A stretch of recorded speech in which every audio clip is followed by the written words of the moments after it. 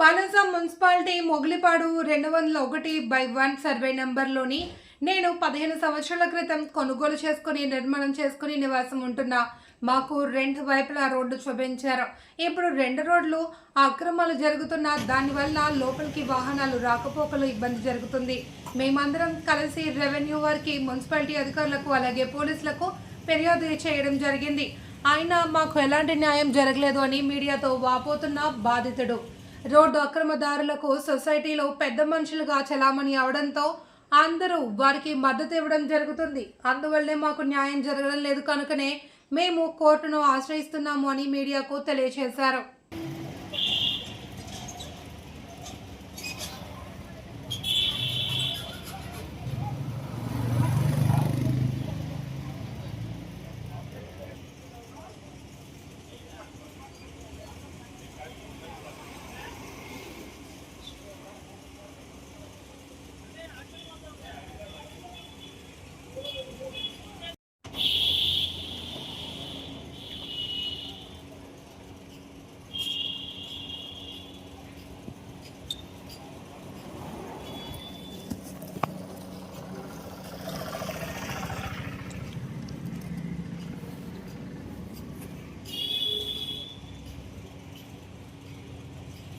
మక్సూద్ అలీ. నేను ఉండేది ముగిలిపాడు 201 survey number. ఇప్పుడు మాకు ఈ సైడ్ అమ్మేటప్పుడు ఈ రోడ్ నాకు చూపించారు సార్. ఈ రోడ్ చూపించారు. ఈ రోడ్ చూపించినప్పుడు ఈ రోడ్ మేము దగ్గర నేను ఒక 15 సంవత్సరం నుంచి ఇది వాడుతున్నాము.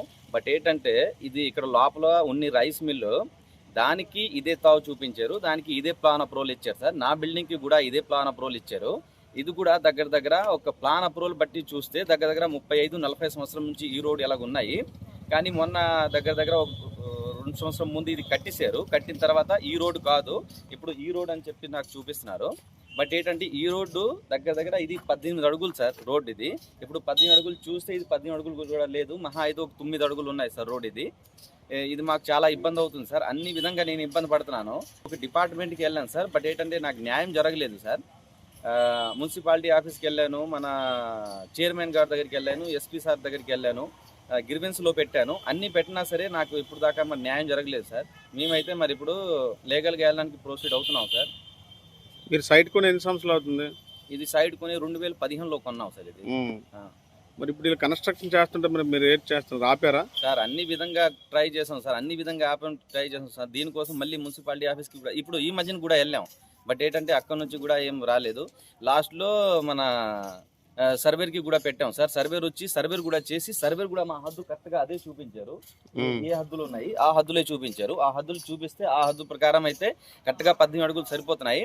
బట్ ఏంటంటే ఆ హద్దులు కూడా వాళ్ళు మరి ఇది కాదు అని చెప్పేసి వాళ్ళు దౌర్జన్యంగా ఇది కట్టేస్తున్నారు అనమాట. ఈ సర్వే నెంబర్ ఎంత? ఇది 201లో సార్. 1 మీకు అమ్మింది అదే నెంబరా? అదే నెంబర్ సార్. ఇప్పుడు కన్స్ట్రక్షన్ చేస్తుంది అదే నెంబరా? అదే నెంబర్.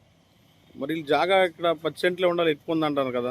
ఇది సార్ ఆల్ది జాగా యాక్చువల్గా ఇక్కడ 60 సెంట్లు సార్. 60 సెంట్లో ఆ రోడ్ అవతలికి 50 సెంట్లు, ఈ రోడ్ యువతలకి 10 సెంట్లు సార్.